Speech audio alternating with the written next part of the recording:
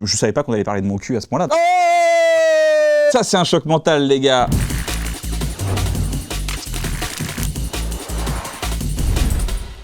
Salut Kian, bienvenue dans All In, le format où on pose toutes les questions sur la table. Est-ce que t'es prêt ? Avec plaisir et merci de me recevoir. Si tu devais supprimer de la surface de la Terre un instrument de musique, ce serait lequel ? Je pense que je supprimerais les cours de flûte à bec. Je trouve que ça nuit vachement à la flûte à bec. Parce que j'avais envie de répondre flûte à bec, mais en fait je me rends compte que c'est les cours de flûte à bec de l'école qui foirent la flûte à bec. Parce que c'est très beau la flûte à bec. C'est un instrument baroque, magnifique, il se passe des choses incroyables avec la flûte à bec. C'est juste que ça fait... Et on donne ça à des enfants et c'est genre, vas-y... casse-moi les oreilles, quoi. Donc je dirais les cours de flûte à bec. Toi, t'as eu des cours de flûte à bec à l'école ? Bah j'étais dans une école de musique, oui, du coup j'avais plus des cours de violon, alto. Et c'est vrai qu'on n'a pas eu les cours de flûte à bec, nous. On avait des cours de chant, des cours de chorale. Le matin, on se levait, on avait l'école traditionnelle. Ils étaient tous trop forts, les élèves. Ils avaient tous des moyennes de ouf. Moi, je m'en sortais avec un 12 de moyenne et c'était déjà beaucoup. Fuck, marry, kill. Judor, Navo, Orelsan. Alors Navo, c'est déjà fuck. Je peux pas tuer Judor parce que c'est un génie. Et je peux pas tuer Aurel parce que c'est un génie. Je peux pas baiser Navo parce que c'est un génie. C'est ce qui nous manque avec Navo d'ailleurs. C'est ce qui nous manque parce qu'on a une amitié vraiment sans faille et il nous manque juste le sexe pour être à 200% sur la relation. Kill Judor parce que c'est un killer. Et je dirais Marie Orelsan parce que je trouve qu'il est très inspirant et c'est bien de vivre avec quelqu'un qui t'inspire. T'as aimé son dernier album ? J'ai aimé son dernier album, j'ai aimé C'est pas moi le boss parce que je me suis beaucoup identifié à cette chanson. Et aussi la chanson avec Yamé qui est vraiment stylée. Récemment, Raphaël Quenard a raconté avoir vomi sur le parking du tournage de Hot Ones. Toi, en vrai, ça t'est déjà arrivé de pas assumer après plusieurs tournages de suite ? Ah, faut que je t'explique un truc. Le pire tournage que j'ai eu sur Hot Ones, c'est avec Marina Foïs, parce qu'elle arrêtait pas d'en reprendre. Elle me disait « Oh, je sens rien !» Et du coup, je suis obligé de la suivre. Comment t'expliquer ? Une bouillie de merde est sortie de mon cul, voilà. Pas sur le parking, Non, dans des toilettes, heureusement. Non, Hot Ones, c'est une vraie aventure. C'est une vraie aventure morale, physique. Je dis souvent aux invités, venez pas trop fatigués, ayez mangé le matin quand même, et des fois, on suit pas trop mon conseil. Et je vous donne mon secret, le Gaviscon et le Smecta. Ah, donc à la sortie, ça te fait pas trop mal, toi, c'est juste... Non, mais ça va, je gère bien le piment. J'ai pas trop mal derrière. Parfois une petite surprise le lendemain matin, mais sinon rien de... Je savais pas qu'on allait parler de mon cul à ce point-là. D'ailleurs, allez vous faire dépister du cancer colorectal. C'est hyper important. Si vous voulez parler de mon cul, moi je vais le faire. Donc allez chier tout le monde et allez vous faire dépister du colorectal si vous voulez qu'on parle de cul. Mais pas après le piment, sinon ça fausse les résultats. Non, c'est pas vrai. C'est quoi le film que tu regardais en boucle quand t'étais enfant ? Bah, moi je regardais DBZ en boucle. Il y avait les cassettes, des fois quand un pote arrivait avec une cassette, genre hey, les gars, il y a Broly, il a les cheveux verts. On était comme des oufs, on regardait ça en boucle. Je me suis arrêté à l'arc Boubou. Je suis pas allé plus loin, genre les cheveux bleus, tout ça, j'ai pas suivi. La moumoute sur le torse, tout ça, j'ai pas suivi non plus. Mais je sais que ça existe. Les cheveux gris, les cheveux rouges, tout ça. La technique de Kaio. Question all-in. Tu as tiré la carte all-in. T'es prêt ? C'est quoi la carte all-in ? T'es prêt ou pas ? Bah... ouais.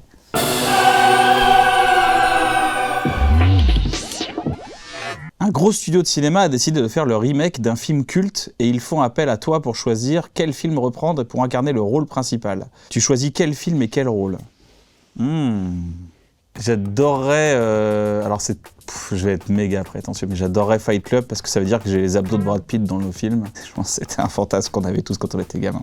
Est-ce que tu peux nous rejouer une scène dont tu te rappelles de ce film-là ? I want you to hit me as hard as you can. What ? I want you to hit me as hard as you can. I want you to hit me as hard as you can. Est-ce que t'as déjà fait des recherches sur Internet ? Parce qu'il y a beaucoup de recettes qui existent sur comment ressembler à Brad Pitt dans Fight Club. Bah alors, les recettes pour ressembler à Brad Pitt dans Fight Club, c'est surtout dans l'assiette. Hein. C'est l'assiette et la déshydratation. Hein. C'est pas du tout... Enfin, l'entraînement, je sais qu'ils s'entraînent avec des chaînes, des trucs comme ça. Tu peux t'entraîner normalement, mais les abdos, c'est dans l'assiette que ça commence. Tu dois refaire Bref aux États-Unis. C'est quoi ton casting ? Oh, j'aime bien Kieran Culkin pour le rôle principal. Je trouve qu'il a une vraie sensibilité. J'aime bien Andy Samberg aussi. J'aime bien Jesse Eisenberg. Pourquoi pas dans le rôle du quarantenaire aussi qui joue dans Breaking Bad, le gamin. Enfin, Jesse. Jesse, listen to me, Jesse, listen! Qui arrête pas de faire ça parce qu'il lui met des mythos dans toute la gueule pendant 5 saisons. La dernière fois que tu es venu chez Compini, tu nous as donné la recette du riz iranien. La vidéo a fait des millions de vues. Tu peux nous donner une autre super recette? Tu laves le riz plusieurs fois jusqu'à temps que l'eau soit claire. Une fois que l'eau est claire, là, à ce moment-là, tu auras un riz qui ne colle pas. Tu auras un riz, tu mets une petite noisette de beurre, un peu de sel. Si tu as un peu de safran parce que tu es iranien, tu mets du safran. Et tu mets la casserole, tu mets une demi-phalange d'eau au-dessus du riz. Tu mets du beurre, du sel. Quand tu mets ça dans l'eau, dans la casserole, dans la casserole en même temps que l'eau, c'est-à-dire que c'est pas après une fois que tu as égoutté le riz. Non, tu mets le beurre dans l'eau. Dans l'eau. Et tu mets un petit couvercle, mais tu mets une serviette sur le couvercle pour pas que le couvercle fasse blablabla. Et pour qu'il évacue un peu la vapeur sur les côtés tranquillement, tu mets une petite serviette, une serviette propre, pas le truc dégueulasse des chiottes, mais tu mets un truc propre. Et je te jure que t'attends, tu fais ça à feu doux, et à un moment donné, t'as une couche de croquant qui va se faire du riz en dessous, parce que si tu fais à feu doux, si tu fais à trop, ça brûle. Et après, t'as plus qu'à renverser le plat. Et t'as un riz croustillant au beurre et c'est exceptionnel. Ça va être un réel, c'est ça? C'est en stratégie digitale, là, je vois. C'est un truc tout con que je fais, vraiment tout con le matin. Je fais ça pour mes enfants, pour leur faire manger des légumes. Je mets de la tomate dans une petite assiette, mais je mets aussi de la banane, des blueberries. Je mets du citron vert, c'est le secret, parce que ça sucre un peu les aliments. Après, je peux mettre ce que tu veux, du concombre, tu peux mettre de l'avocat, en fait. Et ils mangent ça en amont. Du coup, ils mangent beaucoup de fibres. Et voilà. Ça a un nom? Une salade de fruits. Et le plus important, c'est de découper les fruits avec eux. C'est un moment fort et il y a un truc très ludique. Même on mange sur le plan de travail, on mange et il y a un côté, le repas n'est pas que à table, il n'y a pas un côté un peu solennel, il y a un côté que déjà avant on commence et on rigole. On a eu un nombre mais incalculable de commentaires sur le fait que énormément de gens ne savent pas qu'il faut laver le riz. Oui, c'est vrai, il faut laver le riz, ouais. Il faut enlever l'amidon du riz. C'est l'amidon, je crois, vérifier parce que je suis sur internet, mais je crois que c'est l'amidon qui constipe. Et donc on enlève l'amidon et ça fait un riz très qui colle pas. C'est pas un riz comme le riz japonais, c'est un riz différent. C'est un riz hyper léger, voilà. Vous validez, ça fait plaisir. Bleu. Instant promo, tu as 30 secondes pour faire ta promo regard caméra. Disney+ m'a invité à préparer une émission juste avant les Oscars. Donc j'ai invité Éric Judor, j'ai invité Kairon, Alice David et Blandine Lehoux, qui sont des humoristes et des gens de talent, des gens de qualité. On a passé un super moment, on a fait des jeux autour du cinéma et on a beaucoup rigolé. C'est une émission d'humeur et c'était très très très cool à faire et très cool à regarder. Juste avant les Oscars, rejoignez-nous sur Disney+, je crois que c'est sur TikTok aussi, donc pour assister ensuite à la cérémonie des Oscars. Est-ce que Éric Judor, il a défoncé votre décor? Oh merde, ça va. Ça tient pas. D'accord. Okay. Il avait défoncé le décor, mais il a été royal. C'est un killer, je l'ai dit. Tu t'es confié sur tes tocs. Est-ce que tu peux partager tes techniques pour les surmonter? J'ai de la chance, je vis avec une femme extraordinaire qui surveille à ma place. D'ailleurs, j'en avais parlé dans Bref 2, c'était genre non mais c'est bon, t'inquiète, je gère. C'est vrai que c'est quelque chose qui est toujours là et qui, selon les périodes de stress, s'atténue ou augmente. Des fois, je me dis, en 43 ans de vie, tu n'as jamais laissé un gaz ouvert, donc fais-toi confiance. Mais ça suffit pas, il faut que je vérifie des fois le gaz, quoi. Donc je compte 1, 2, 3, 4, 5, 6, 7. Et le 1, 2, c'est le four. Et le four, il est électrique, donc ça n'a aucun sens. Des fois, je fais 3, 4, 5, 6, 7. 3, 4, 5, 6, 7. J'en ai pas honte d'en parler, je trouve que c'est important de libérer la parole sur les tocs. J'ai aussi vu que ma thérapie m'apaisait beaucoup, donc ça apaisait les tocs derrière. Et rouge. Parmi tous les rôles que tu as joués, tu saurais nous dire ton préféré et pourquoi celui de Clotilde dans la famille des... Quoi? Dans les secrets de la famille Duchou? Je crois que c'était pour quelqu'un d'autre cette carte. On a vu avec quelqu'un de proche de toi qui nous a dit que que ça pouvait potentiellement te rappeler quelque chose, mais on avait peur justement que pas la... Ça, c'est un choc mental, les gars. Waouh! Ma première pièce de théâtre, j'avais les cheveux rouges. C'était en CM2. C'est mon rôle préféré. C'est un rôle qui m'a donné envie de faire marrer les gens. Je me rappelle, j'ai eu un trou en plein milieu, un trou de mémoire, en plein milieu du truc. Et j'ai commencé à improviser et les gens se sont mis à taper des barres. Et ce souvenir-là, il s'est ancré dans ma vie. Et c'était génial, quoi. C'est deux familles. Un des pères voulait un garçon et une des mères voulait une fille. Et du coup, ils ont interverti les enfants à la naissance. Et après, ces deux enfants se sont rencontrés, sont tombés amoureux. Tu penses que c'est qui nous a donné l'info? C'est quelqu'un qui... C'est pas mon frère, c'est pas possible. Il connaît pas ça, c'est pas possible. C'est impossible que ce soit mon frère. C'est quelqu'un de mon école. C'est quelqu'un que vous connaissez? Attends, juste donnez-moi un petit indice. Tu taffes avec lui? C'est Greg Romano? Il est très proche de toi. Navo? C'est Navo qui a donné ça? Peut-être, on sait pas. Peut-être. Peut-être. Mais comment il a su ça? Il a dû se renseigner, c'est pas possible. Waouh, ça c'est un beau choc mental, les gars. Bravo, vous m'avez tué. Là, les Clotilde, la famille du Chou. Ouais, vous êtes trompé de carte, les gars, moi comme un gros bouffon. Vous êtes trompé de carte et tout. Je fais Clotilde dans la secret de la famille du Chou. Je me rappelais même plus du titre de la pièce, quoi. Donc c'est quelqu'un de mon école qui vous a dit ça, c'est incroyable. C'est quoi la question qu'on ne t'a jamais posée en interview et que tu aurais aimé qu'on te pose? C'est intéressant.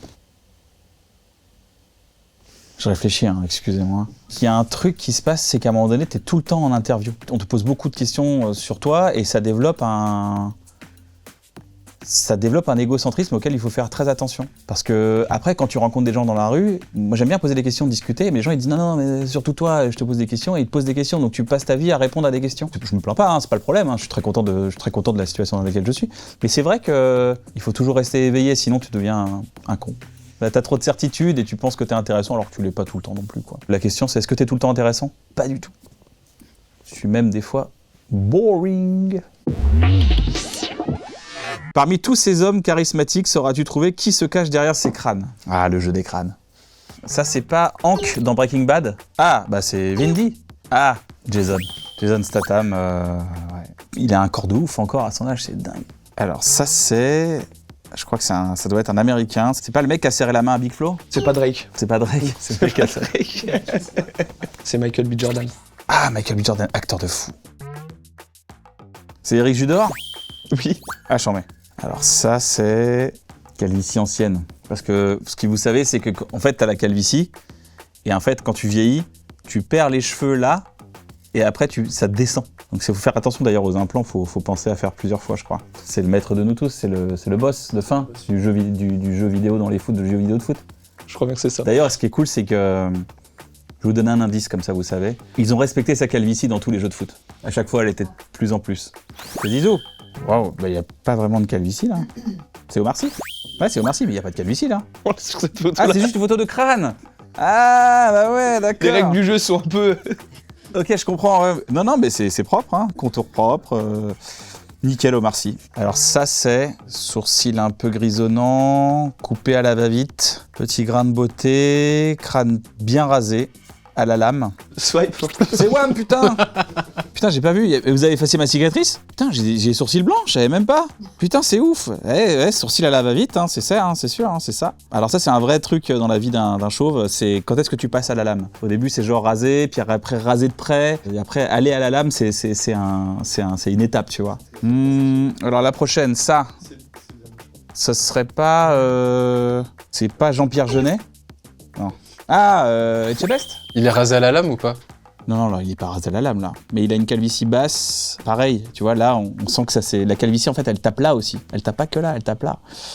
Du coup, si tu laisses pousser, ça fait une sorte de... Enfin, c'est pas ouf, quoi. Je crois qu'il rase à la lame de temps en temps, mais tu vois, là, je suis pas venu à la lame, tu vois. Je suis venu contour barbe, mais je suis pas venu à la lame. Là, on est à 7 jours. 6 jours de pouce. Je laisse tranquille des fois, je vais pas non plus tout le temps. Très bon jeu. T'organises ta propre cérémonie, il va se passer quoi? J'ai plein de gags visuels. Mon but, c'est de faire une intro visuelle folle, appeler beaucoup d'artistes, de magiciens, Je voudrais faire une sorte de cirque. Il y aurait de l'humour, il y aurait des sketchs, mais pas que. Il y aurait aussi de la poésie marrante. Et je pense que c'est ça qui envole les gens. Tu vas faire une intro forte. Il faut toujours faire une intro forte, avec des chorégraphies, des trucs forts, des combats peut-être bien et tout. Et un concours de Oli. Voilà.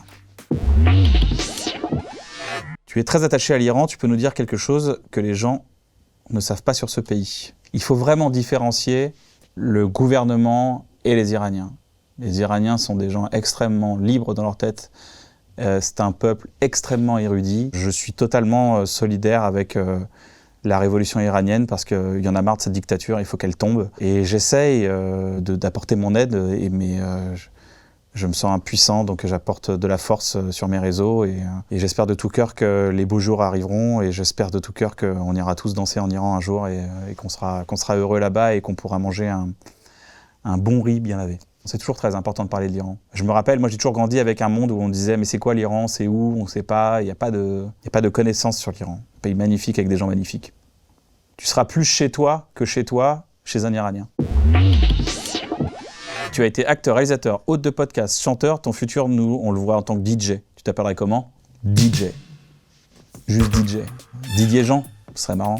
Les gens, on peut t'appeler DJ. Ouais, tu peux m'appeler DJ, mec, c'est cool. Ce serait de l'électro mélodique.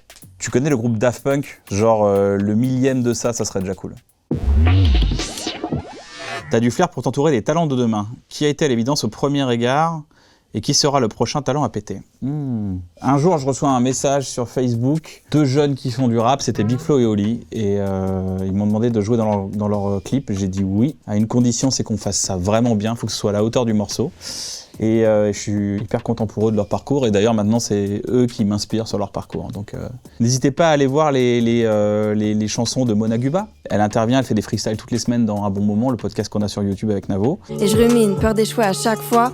J'emmerde ceux qui disent que aller mieux, c'est un choix. Et qu'est-ce qu'ils diront si je me plante, si je me tape la honte devant la plus grosse youtubeuse de France? C'est une vraie poétesse. Puis elle rime, elle kick de plus en plus, elle prend confiance, elle est dans une phase de prise de confiance, et voilà, elle en a bien besoin parce qu'elle est vraiment talentueuse. Hot take, quel est le film que tout le monde aime et que tu détestes? J'arrête de regarder les films quand j'aime pas, en fait. Je vais te dire l'inverse, moi j'adore Opération Cornet de Beef, voilà. Sans rancune, Bibi, tu as gagné. Serrons-nous la main. Opération Cornet de Beef, il y a plein de gens qui aiment pas, mais voilà, moi j'aime bien. Je trouve que Jean-Marie Poiret était fort. Et par contre, j'ai pas du tout aimé Les Visiteurs. Ok, jour nuit, c'est passé à 2000 km de moi, j'ai pas du tout kiffé, quoi. C'est ok! T'es le boss de Combini, nomme tes 3 premières grandes décisions. Bon les gars, on remet le Fast and Curious, hein. Sans le Fast and Curious, il n'y a pas Combini. Hein. C'est fait. Ok, bah ça c'est bien. J'ai une règle dans les gens avec qui je travaille, c'est que tout le monde a le droit de faire des siestes. Après manger, vaut mieux dormir une demi-heure que d'être à feu doux comme ça pendant 5 heures. Et la deuxième chose, c'est family first. S'il y a un truc qui est important pour toi dans ta famille, va le gérer. C'est plus important, vaut mieux que tu sois un bon truc. Et si t'as fini ton taf, rentre chez toi, va vivre ta vie. Ne reste pas pour rester jusqu'à 17h parce que tout le monde reste à 17h. Ah oui, et autre chose, t'as le droit de faire des pauses sans forcément aller fumer une clope, d'accord ? Si tu devais faire un Hot Ones avec une légende, même décédée, quelle personnalité choisirais-tu ? Poiret-Serrault, le duo le plus fou qu'on ait eu en France. Poiret-Serrault, c'est un des gens qui m'ont donné envie de faire de la comédie, quoi. Qu'on grandit au cabaret, ça m'a forgé une envie de me former au ce qu'on appelle le cabaret. Maintenant, c'est le café-théâtre, c'est-à-dire de faire rire les gens alors que le public est pas forcément là pour toi, et pas, tu vois. C'est des gens qui m'ont beaucoup inspiré quand j'étais acteur. Donc Poiret-Serrault, ça serait hyper intéressant. C'est quoi l'application la plus random dans ton téléphone ? C'est un truc qui s'appelle Grug. C'est une application qui dit, alors je sais, ça se trouve c'est un truc complètement fou, mais ça donne des conseils. T'as un conseil par jour. Je suis pas d'accord avec tout, mais je trouve ça marrant. Ça mange pas de pain. Des fois tu vas ah ouais, c'est vrai. C'est quoi le dernier meilleur conseil ? Je crois que c'était quand le soleil pointe le bout de son nez, va en profiter. Parce que ce moment-là ne durera pas et profites-en, les Grug savent en profiter de ce genre de truc, tu vois. C'est genre un peu comme ça, tu vois, c'est un peu, puis c'est écrit à la main, c'est cool, j'aimerais trop faire un truc comme ça aussi, mais ils l'ont fait avant. Donc bravo. Si tu devais réadapter une série de ton enfance, ce serait laquelle ? Sliders, les voyages dans les mondes parallèles et tout ça, j'adorerais, ça serait un vrai kiff. Les tentatives pour créer le premier appareil antigravité au monde ont décidément pris une tournure bizarre. Alors là, c'est légende, mais réadapté aussi au-delà du réel. C'est un peu comme ce qu'on a avec Black Mirror. J'adorerais réadapter ça avec plein de réals et tout, même produire ça pour réadapter ça avec plein de réals et tout, ça serait une super idée. Et Sliders aussi, parce que j'adore les mondes parallèles. Allez, tu passes toujours des bons moments dans un bon moment ? Bah ouais. Parce que c'est le but en fait, et on invite des gens qu'on admire, on invite des gens qu'on kiffe. Ce qui est fou, c'est que je pensais que ça allait vite tourner en rond, et en fait, pas du tout. C'est toujours différent selon les invités, et non, je passe des super moments.